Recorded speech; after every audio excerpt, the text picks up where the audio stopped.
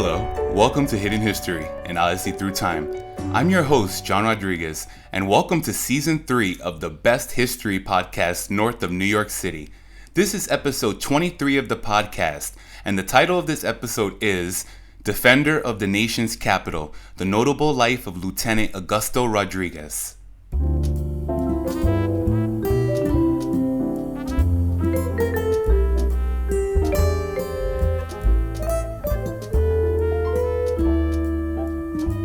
Barely a month before the United States entered World War I, President Woodrow Wilson signed the Jones-Strafford Act on March 2, 1917, under which Puerto Rico became a U.S. territory, and Puerto Ricans born in Puerto Rico on or after April 11, 1899, were granted U.S. citizenship. At the time, it was statutory citizenship, meaning that citizenship was granted by an act of Congress and not by the Constitution. Thus, it was not guaranteed by the Constitution. The act also created a Bill of Rights for the territory, separated its government into executive, legislative, and judicial branches, and declared Puerto Rico's official language to be English. By 1952, all persons born in Puerto Rico on or after January 13, 1941, and subject to the jurisdiction of the United States, were citizens of the United States at birth. As citizens, Puerto Ricans could now join the U.S. Army, but few chose to do so. After President Wilson signed the Mandatory Military Service Act 2 months later, however, 20,000 Puerto Ricans were eventually drafted to serve during World War I. But the First World War was not the official debut of a Puerto Rican fighting for the United States. In the 1800s, Puerto Ricans in the United States could be found mainly living in Connecticut, New York, and Massachusetts.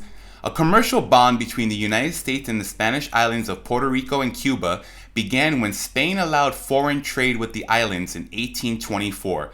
As early as the 1830s, trade routes and as a result, regional ties continued to link Puerto Rican immigrants to northeastern Atlantic cities. Among the earliest immigrants involved in trade and other enterprises in the Northeast during that period was the merchant family of Jose de Rivera, a wealthy sugar and wine trader who lived in Bridgeport, Connecticut from 1844 to 1855. The Puerto Rican abolitionist Julio Vizcarrondo, scion of a privileged family, found his way to Boston in the 1850s, not for the purposes of trade, but for political reasons. In Boston, he was free to join anti-slavery movements and publish provocative political tracts read throughout Europe and the United States.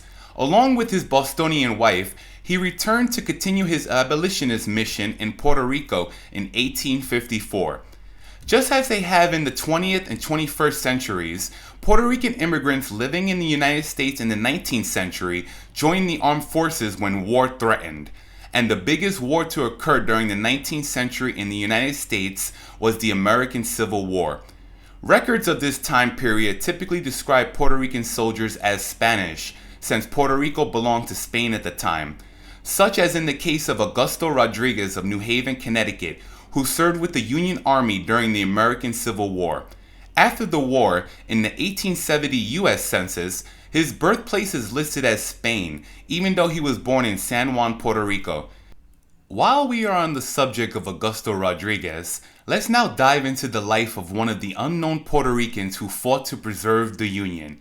Augusto's story, hidden history that has remained long forgotten, is the story of a Puerto Rican immigrant who became an American and a civil war that pinned brother against brother in a defining moment in our nation's history.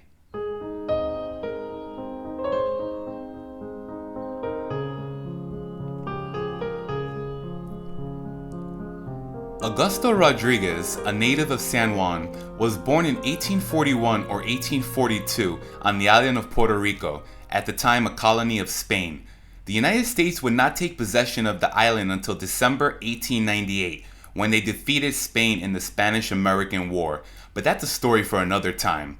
There is no information currently available about Augusto's childhood, and there are conflicting reports online about when Augusto first came to the United States. Some scholars claim he arrived here with his family in the mid-1840s, while the National Park Service claims that Augusto arrived in the United States in the 1850s. What we do know for certain is that by 1860, Augusto was listed in the census as one of the few Puerto Ricans living in New Haven, Connecticut. And on March 14, 1861, Augusto became a naturalized U.S. citizen, although his name was listed as Gustav Rodriguez. That document is available to view on our website, and it won't be the first time that Augusto's name is messed up in the records. Sharing the same last name as Augusto, when I was growing up, I only had to worry that someone would replace the G in my last name with a Q. But as you'll learn, back in the 1800s, a name like Augusto Rodriguez could easily become Gustav Rodriguez or even Augustus Rodriguez, with different spelling for both surnames.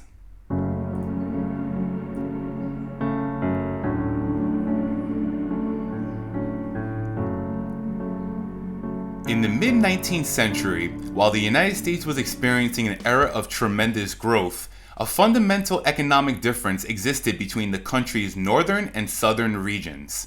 In the north, manufacturing and industry was well established, and agriculture was mostly limited to small-scale farms, while the South's economy was based on a system of large-scale farming that depended on the labor of enslaved people to grow certain crops, especially cotton and tobacco. After decades of simmering tensions between northern and southern states over slavery, states' rights, and westward expansion of the country, it would only take one spark to light the fuse of conflict. The election of Abraham Lincoln as the 16th President of the United States in November 1860 caused 7 southern states to secede and form the Confederate States of America. As Lincoln took office in March 1861, Confederate forces threatened the federal-held Fort Sumter in Charleston, South Carolina. On April 12, 1861, after President Lincoln ordered a fleet to resupply Sumter, Confederate artillery fired the first shots of the American Civil War.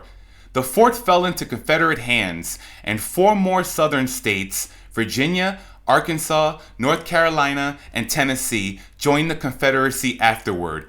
Border slave states like Missouri, Kentucky, and Maryland did not secede, but there was much Confederate sympathy among their citizens.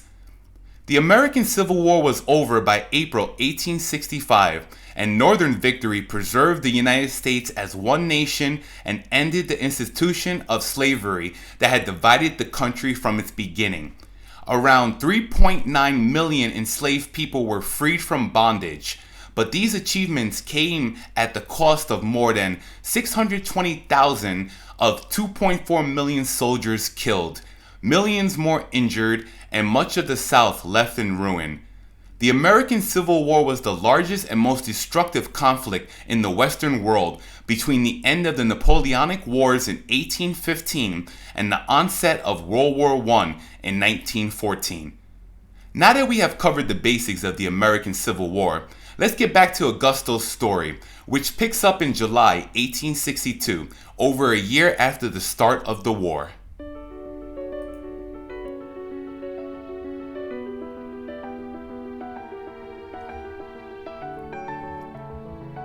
On July 1, 1862, President Lincoln issued an executive order to the governors of the Union states for 300,000 volunteers to serve in the Union Army for 3 years. The quota of men for Connecticut was 7,145. 2 days later, Connecticut Governor William A. Buckingham issued a proclamation for the immediate formation of, quote, 6 or more regiments of infantry to be used in suppressing the rebellion. Military captains in New Haven set up recruiting tents across the city and posted advertisements in the paper. Quote, "Rally, boys, rally at your country's call," read one. "This glorious union is the birthright of every one of us. Shall we not rally in its defense?" Augusto Rodriguez took up the offer, enlisting in the 15th Connecticut Volunteer Infantry, which had been organized in New Haven on August 25, 1862. His name is listed as Augustus Rodriguez. On August 20th, 1862, 5 days before the formation of the 15th Connecticut Volunteer Infantry, Rodriguez married American Eliza Hickok, although her name may have been Elizabeth. The marriage announcement that appeared in the newspaper has Augusto's name listed as Augustus Duclair Rodriguez, so it's possible that Duclair may have been his middle name. 8 days after getting married, on August 28, 1862, Rodriguez and the rest of the 15th Connecticut Infantry left New Haven for Washington, D.C. Once they arrived in D.C., they guarded the city's southwestern entrance on the swampy shores of the Potomac River, quote, scratching themselves to sleep, as one captain remembered it. Fortifying the nation's capital became the Union's greatest concern after the defeat at Manassas in the summer of 1861. Major General John G. Barnard, a West Point graduate and respected expert on coastal fort construction, accepted the massive task. Armed with engineers, soldiers, former slaves, and other laborers, Barnard developed a connected system of fortifications occupying every prominent point around Washington, D.C. Rifle trenches linked each strategic site and doubled as communication lines. By the end of the Civil War, the father of the defenses of Washington had directed the construction of 68 forts, 93 gun batteries, 20 miles of rifle pits, and 32 miles of military roads around the capital. As a result, Washington, D.C. became one of the most fortified cities in the world. After weeks of drills, the 15th Connecticut Infantry left for Fredericksburg, Virginia on December 1, 1862, and were on the road for about 5 days. Once they arrived in Fredericksburg, they caught their first glimpse of war in what would end in a bloody defeat.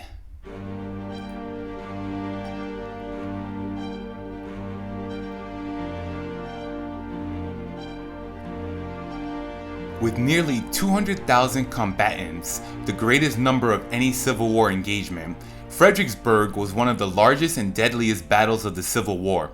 It featured the first opposed river crossing in American military history, as well as the Civil War's first instance of urban combat. Major General Ambrose E. Burnside, commander of the Army of the Potomac, was feeling pressure from Washington to move quickly, and so he developed a plan to beat Southern General Robert E. Lee to the Confederate capital city of Richmond. Burnside's plan was to abandon the Army's movement southwest in favor of a quick dash southeast toward the lower Rappahannock River. There he would cross quickly and position himself between Lee and the direct route to Richmond. The plan had great promise, but to accomplish it successfully, speed was essential. During the battle, the 15th Connecticut Infantry was posted as reserves. All morning, from just a mile away, the soldiers listened to, quote, death in its most horrid form, the incessant rattle of rifles rising at times to a continued roar, the shouts of the charging columns, the spiteful crack of the light batteries, the screaming missiles in the air, and over all the terrible thunder of the heavy guns upon either heights made it a day second only to Gettysburg, wrote Sheldon B. Thorpe, one of the unit's sergeants who later published a history of the 15th Connecticut Infantry. The Battle of Fredericksburg ended on December 15, 1862, with a victory for the South, known as the Confederacy. The Union Army of the Potomac, the North, suffered more than 12,500 casualties. Lee's Confederate Army counted approximately 6,000 losses. After the battle, the Union Army retreated across the Rappahannock River to avoid being trapped, giving up the gains they had made and losing an opportunity to advance further into Confederate territory and capture the capital of Richmond. The embarrassing and crushing Union defeat sparked problems in Washington, causing a crisis among members of President Lincoln's cabinet, which the president dealt with skillfully. 6 weeks after the battle, President Lincoln removed Burnside from command and appointed Major General Joseph Hooker, commander of the Army of the Potomac. For the Confederates, the victory at Fredericksburg boosted morale and reinvigorated Lee's Army of Northern Virginia, which went on to win again at Chancellorsville in May 1863. The war would continue for 2.5 more years.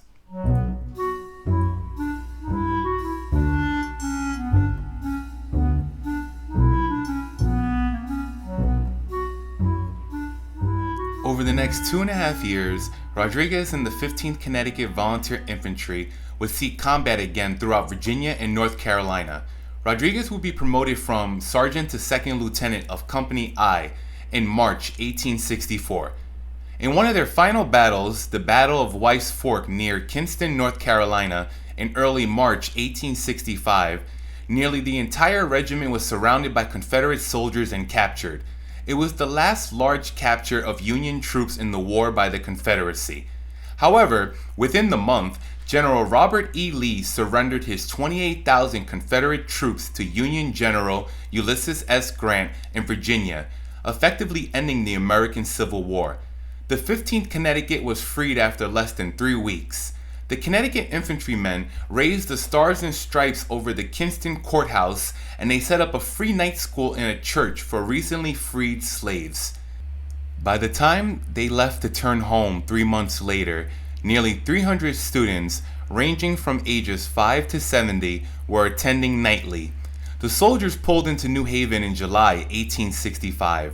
They marched up State Street in celebration, were welcomed home by the mayor, and started drinking, quote, most effectively, Thorpe remembered.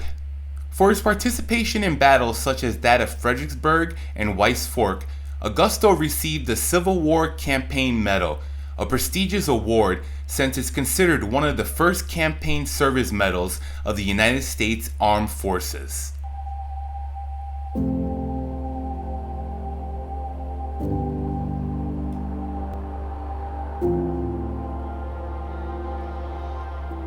After the war, Augusto returned to New Haven where, according to the city directories, he opened a cigar shop and a saloon, and he served as a volunteer firefighter.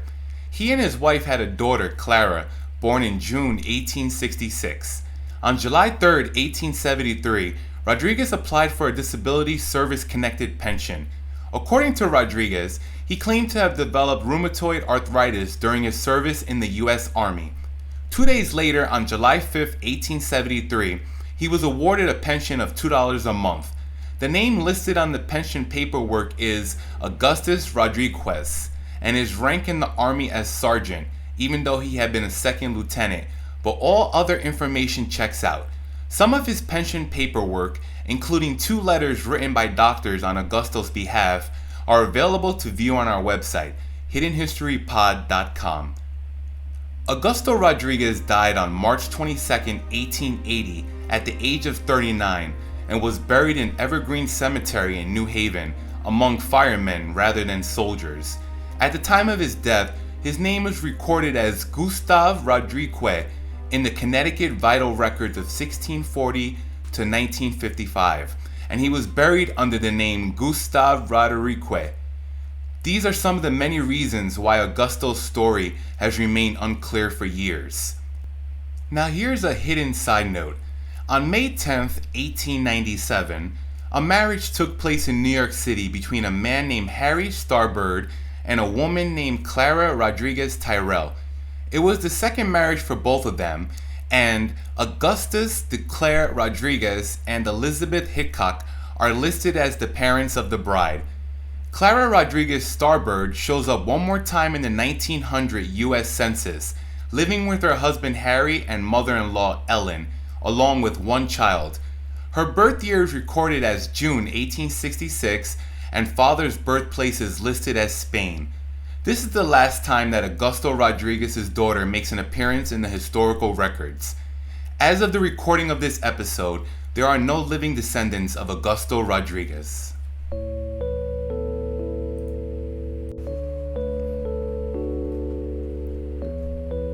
On Veterans Day, November 11, 2013, a group representing the Puerto Rican community in Connecticut placed a floral arrangement in a ceremony which recognized Lieutenant Augusto Rodriguez as Puerto Rico's first known U.S. Armed Forces veteran.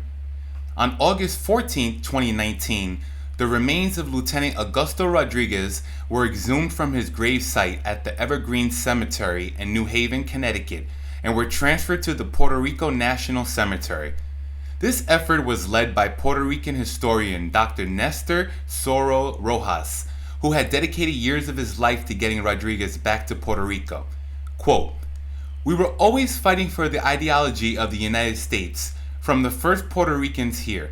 Before we were even citizens, we defended the ideas of democracy and liberty, said Dr. Soro Rojas in 2019. The bag of Rodriguez's earthen remains that were exhumed included a half-length femur bone, a silver casket handle, bits of ceramic, and a shovelful of dirt. Lieutenant Augusto Rodríguez was given full military honors by the Puerto Rican National Guard, and his remains are resting in a special section of the cemetery near the flags of the United States and Puerto Rico. Nestor Soro's next project is whether or not any Puerto Ricans fought alongside the American rebels in the Revolutionary War. But for now, he said, he's, quote, proud of the history that Rodriguez lived.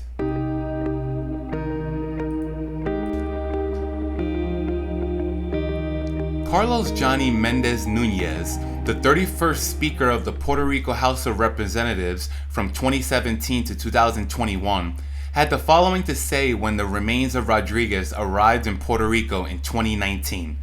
Quote, today the remains of who we now know was the first Puerto Rican soldier to see combat for our nation arrive in his land. The history books are going to change from this moment on. The history we know establishes that Puerto Ricans first served in the Battle of Flanders during World War I. This has already changed. It is an honor for this House of Representatives to be part of this momentous moment. Mendez Nunez announced at the time that a bill would be filed that sought to include Rodriguez, the first known Puerto Rican veteran, in the list of prominent women and men of Puerto Rico. The Adjutant General of Puerto Rico, Major General Jose Reyes, had the following to add about Rodriguez. Quote, the fact that Augusto Rodríguez, a Puerto Rican and immigrant to North American soil, made the decision to contribute to the nation at the most critical and dark moment in its history should fill us with pride, but it should also create awareness of what service is, selfless for the benefit of others. His contribution during the Civil War was recognized by his superiors, but his voluntary involvement for the benefit of his community after the conflict ended lets us know the kind of person he was and the dedication he had towards others.